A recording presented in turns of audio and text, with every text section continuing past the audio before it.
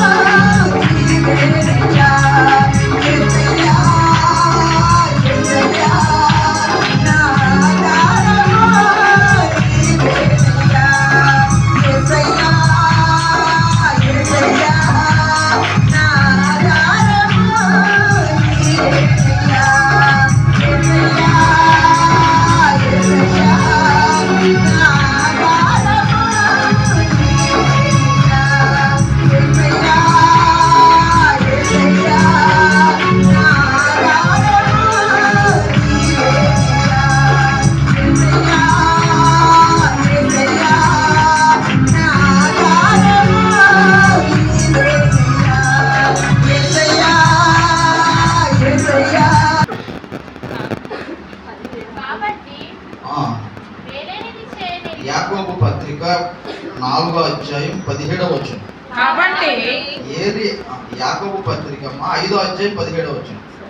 ఏలియా మన వంటి స్వభావం గల మనుషుడే వర్షింపుకున్నట్లుగా అతడు ఆసక్తితో ప్రార్థన చేయగా 3.5 సంవత్సరముల వరకు భూమి మీద వర్షింపలేదు. అతడు మరలా ప్రార్థన చేయగా ఆకాశము వర్షమిచ్చెను, భూమి తన ఫలము ఇచ్చెను. దేవునికి స్తోత్రం కలుగును గాక. ఏలియా మనలాంటి స్వభావం కలిగిన మనుషుడు. ఏలియా అరణ్యములో ప్రయాణం చేస్తూ ఉన్నాడు. అరణ్యములో ప్రయాణం చేస్తూ ఉండగా తన ప్రయాణాన్ని అలసిపోయాడు. 40 రాత్రులు 40 పగలు ప్రయాణం చేయాలి. ఒక బదిలీ దగ్గర అలసిపోయి ప్రభువుని అడుగుతున్నాడయ్యా, నన్ను నువ్వు తీసుకెళ్ళిపో, నాకు ఈ జీవితం చాలని.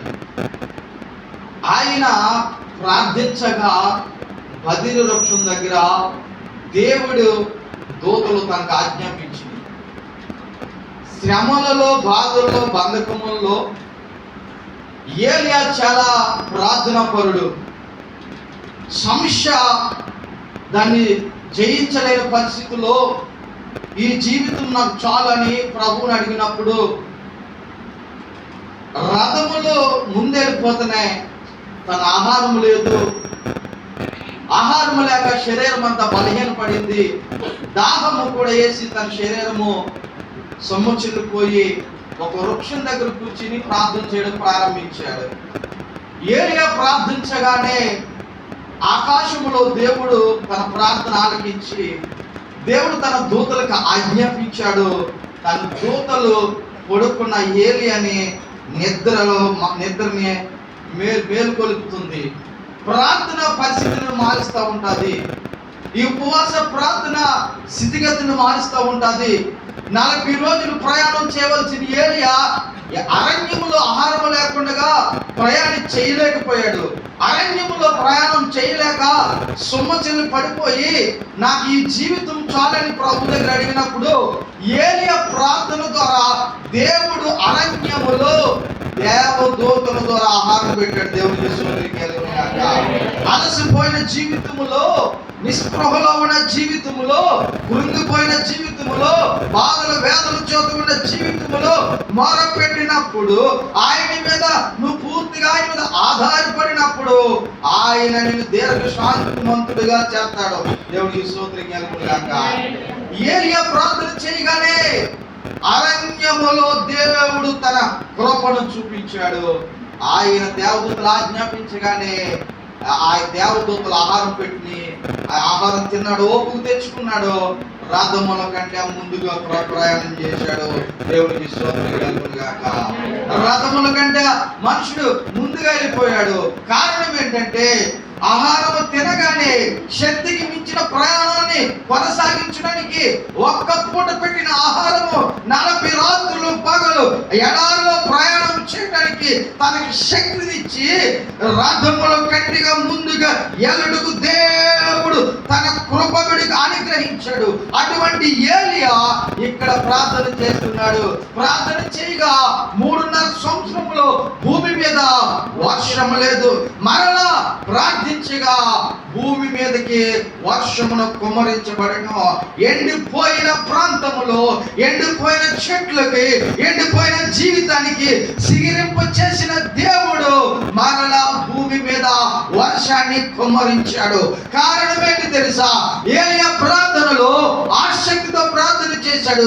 ఏలియా దేవుడి మీద పూర్తిగా ఆధారపడ్డాడు కాబట్టి ఆయన ప్రయాణములో గొప్ప అద్భుతమైన కార్యములు జరుగుటకు దేవుడు కృప చూపించాడు. అలసిపోయిన ప్రయాణములో, కృంగిపోయిన వేళ దేవుడు దానికి ముందుగా నడిపించడానికి సహాయం చేశాడు. ఉపవాస ప్రార్థన. ఉపవాస ప్రార్థన స్థితిగతులను మారుస్తుంది.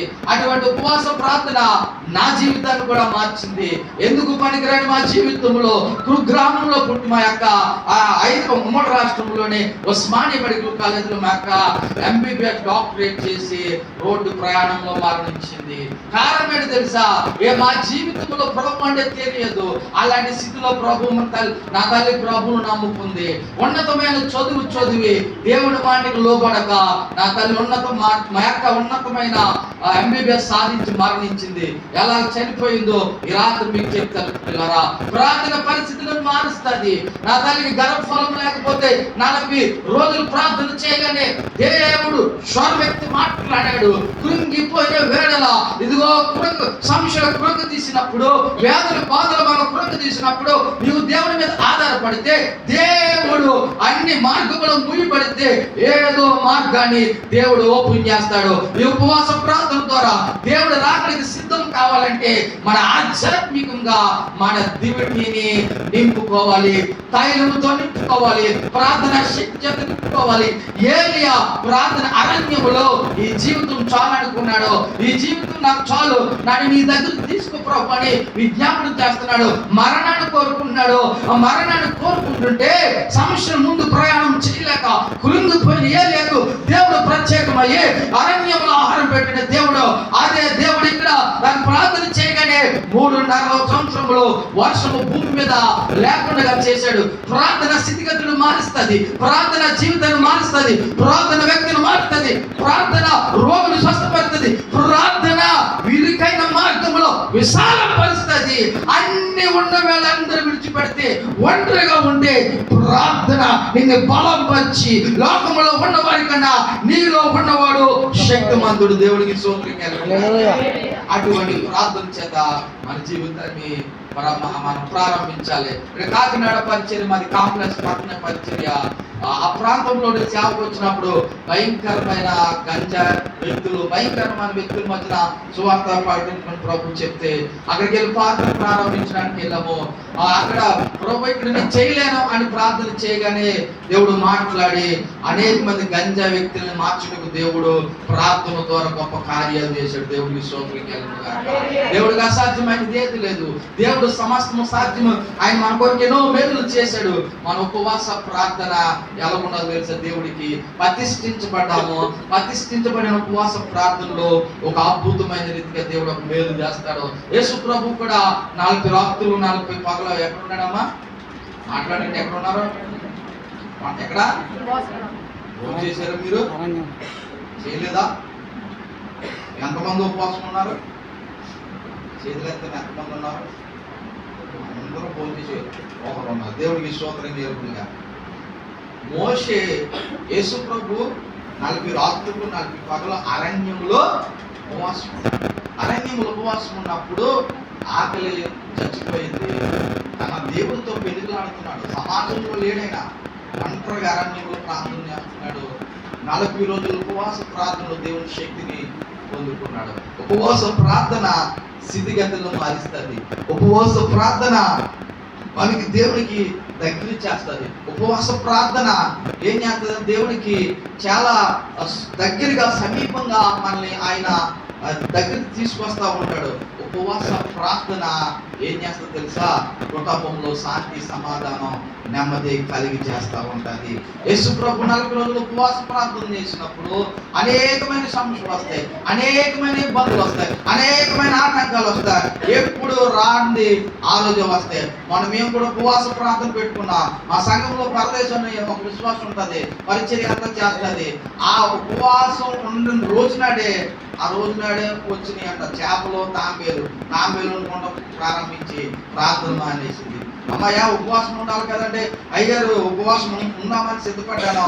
మా ఆయన తాంబేలు తెచ్చాడు, దాన్ని కాల్చుకుని ఉన్నప్పటికీ నీచుకొని వచ్చేస్తుంది, ఎందుకని రాలేదు, టైం అయిపోయింది అంటారు. ఉంటుంది. ఉపవాసం వచ్చినప్పుడు ఏదో ఒక ఆటంకాలు వచ్చి మళ్ళీ ఏం చేస్తుంది తెలుసా, ఆటంకపరుస్తూ ఉంటాయి. కానీ ఇక్కడ ఏలియా కూడా అరణ్యంలో ఒక ఆటంకాన్ని ఎదుర్కొన్నాడు. 10 రోజుల దగ్గర ఒక ప్రయాణం చేస్తున్నాడు. శరీరం సపోర్ట్ చేయట్లేదు, శరీరం అంతా కూడా కృషించిపోయింది. శక్తి లేక ప్రయాణం చేయలేక ఈ జీవితం చాలు ప్రభువా, నన్ను ఈ సన్నిధానం తీసుకోమని విజ్ఞాపన చేసినప్పుడు తన ప్రయాణాన్ని ముగించాలనుకున్నాడు. జీవితం మీకు చాలు అనుకుంటున్నాడు. ఎన్నో సంవత్సరం అనేది మన కుటుంబాన్ని, మన పిల్లల్ని మన మీద తాండబడినప్పుడు ఈ జీవితం ప్రభు చాలు ప్రభువా, నన్ను ఇక్కడి నుంచి తీసుకొని రాజ్యానికని మనం అడుగుతూ ఉంటాం. సమస్యను చూసి మనం కృంగిపోయిన వారి కాకుండా, సమస్యను చూసి మనం భయపడేవారు కాకుండా నువ్వు పూర్తిగా ఆయన మీద ఆధారపడితే దేవుడు ఒక అద్భుతమైన కార్యం చేయటకు, ఇదిగో నీకే సమస్య వచ్చినా దేవుడు దాని నుంచి విడిపించటకు ఒకే ఒక మార్గము ఉపవాస ప్రార్థన.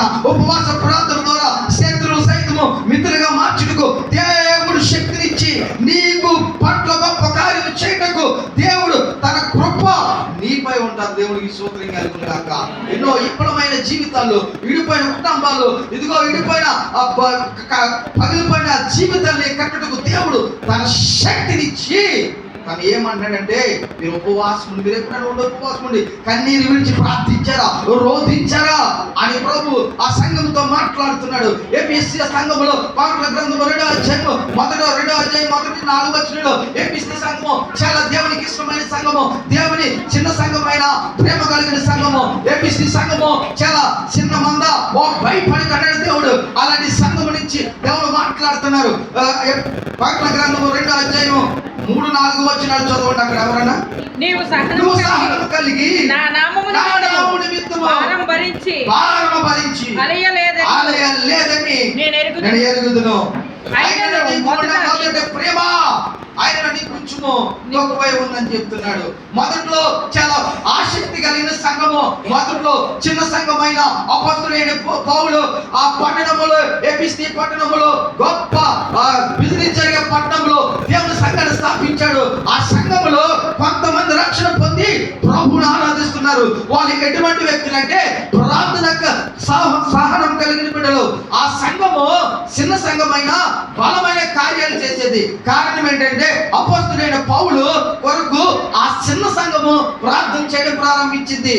పట్టుదలతో ప్రార్థన చేసేది, ఉపవాసం ఉండేది, కన్నీరు విడిచేది. సేవకుడు ప్రయాణం కొరకు, సేవకుడు సువార్త పరిచర్య కోసం అంగలార్చి కనిపెట్టే సంఘము, ప్రేమ కలిగిన సంఘము, ఉపవాస కూడిక కలిగిన సంఘము. అది కొన్ని దినాలు ఏమైపోయిందంటే ఆ ప్రేమ ఆ సంఘంలో లేదు, ఆ ప్రార్థన శక్తి ఆ సంఘంలో లేదు.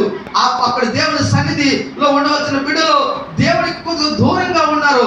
ఆ సంఘము కొంతమంది సేవకులు తీసుకొస్తే, దైవజనుడు పౌలు అనేక మంది తీసుకొస్తే ఆ సంఘం ఏం చేసేదంటే వాళ్ళ గుప్పులు ఇప్పి ధనాన్ని ఇచ్చి ఆహారం పెట్టి పోషించిన సంఘము. చిన్న సంఘమైన ఒక బలమైన కార్యం చేసిన ఆ సంఘములో కొన్ని దినాలు గడిచిన తర్వాత అటువంటి ప్రేమ సల్లారిపోయింది, అటువంటి ప్రార్థన లేదు, అటువంటి భక్తి లేదు, అటువంటి దేవుని శక్తి గల నామంలో ప్రార్థించే బిడ్డలో చెదిరిపోయారు. అప్పుడు దేవుడు ఆకాశ స్వరమండలం నుంచి ఎఫెసు సంఘంతో మాట్లాడుతున్నాడు. నీకు మొదట్లో ఉండవలసిన ప్రేమ కొంచెం తక్కువ ఉంది. అవును ప్రియ దేవుడి బిడ్డలారా, మొదట్లో ఉన్న ఆసక్తి, మొదట్లో ఉన్న భక్తి, మొదట్లో ఉన్న ప్రార్థన, మొదట్లో ఉన్న అద్భుతమైన శక్తి చేత దేవుని ఆరాధించేవారము, మన పిల్లలుగా, కుటుంబాలుగా, బిడ్డలుగా వచ్చేవారము.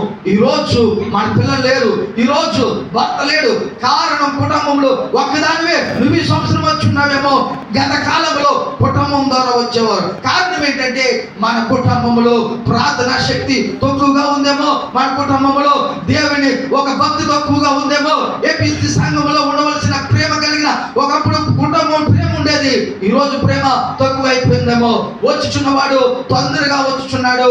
ఆయనతో ఎత్తపడాలంటే, ఆయనతో నువ్వు ప్రయాణం చేయాలంటే, ఆయనతో మధ్యాకాశంలో ఇందులో పాల్గొవాలంటే ఈ భూమి మీద ఆయన ప్రేమలో నిలకడగా ఉండాలి, ఆయన రాకడికి సిద్ధముగా ఉండాలి. ఆయన వచ్చుచున్నవాడు ఆలస్యం చేయగా ఆయన నీ ద్వారం వద్ద తలుపు కొట్టి సమయం సమయము ఆసీనమై ఉండగానే నీవు నీ ఇంటి వారు సిద్ధపడి ఉండే గుంపులో ఉండాలంటే, ఆయన రాకడికి ఎత్తపడాలంటే నీ దివిటీలో ప్రార్థన తైలము తక్కువగా ఉందేమో, ప్రార్థన శక్తి తక్కువగా ఉందేమో, ప్రేమ తక్కువగా ఉందేమో, దేవుడికి ఇవ్వవలసిన స్థానాన్ని విడిచిపెట్టేమేమో, దేవుడికి దూరమేమో.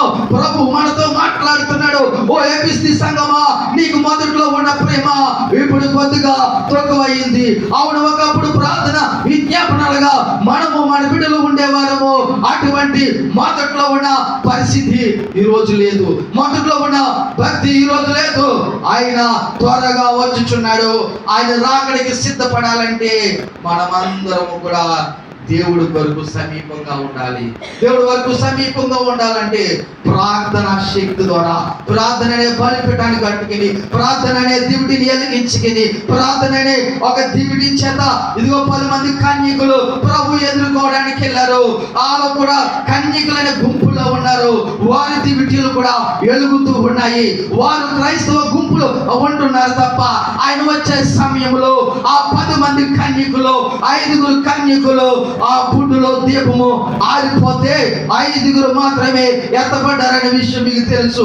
కొంతమంది మరలా వెనక్కెళ్ళి వారు నూనె కొనుక్కి వచ్చి వారి దివిటిని వెలిగించుకుంటే ఈ లోపల డోరు మూయబడ్డది. వాళ్ళు మాత్రం విడబడ్డారు. ఆయన దేవునికి సమీపంగా వెళ్ళలేదు.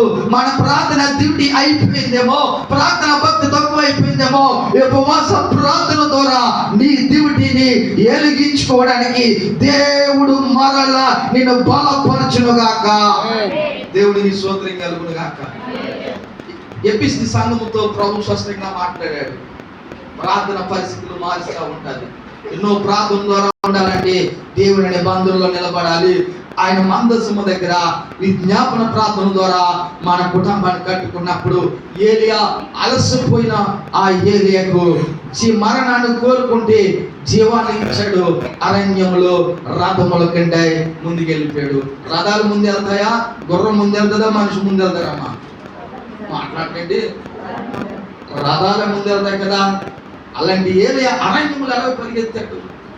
శ్రమలని సంఖ్యల నుంచి ఎడారి ఆ బాటలో ఒక్క పూట తిన్న ఆహారం ద్వారా శక్తిని మించుకుని దేవతతో మాట్లాడే శక్తికి మించిన ప్రయాణం ఉంది అని చెప్పగానే తన ప్రయాణాన్ని కొనసాగిస్తుంటే అరణ్యములో రథముల కంటే ముందుగా పంపించడు దేవుడు ఏలియాకి శక్తిని ఇచ్చాడు, ఏలియాకి బలాన్ని ఇచ్చాడు. ఏలియా తన శక్తి అరిగిపోలేదు, కరిగిపోలేదు. ఎడారిని జయించుటకు దేవుడు తన ప్రార్థన శక్తి ద్వారా గమ్యానికి నడిపించాడు. అదే ఏలియా ఇక్కడ ప్రార్థించగానే భూమి మీద 3.5 సంవత్సరాలు సంత ఎండిపోయింది. భూమి 3.5 సంవత్సరాలు వర్షం లేదు. ఏలియా ప్రార్థన చేయడం ప్రారంభించాడు. మరలా ప్రార్థన చేస్తే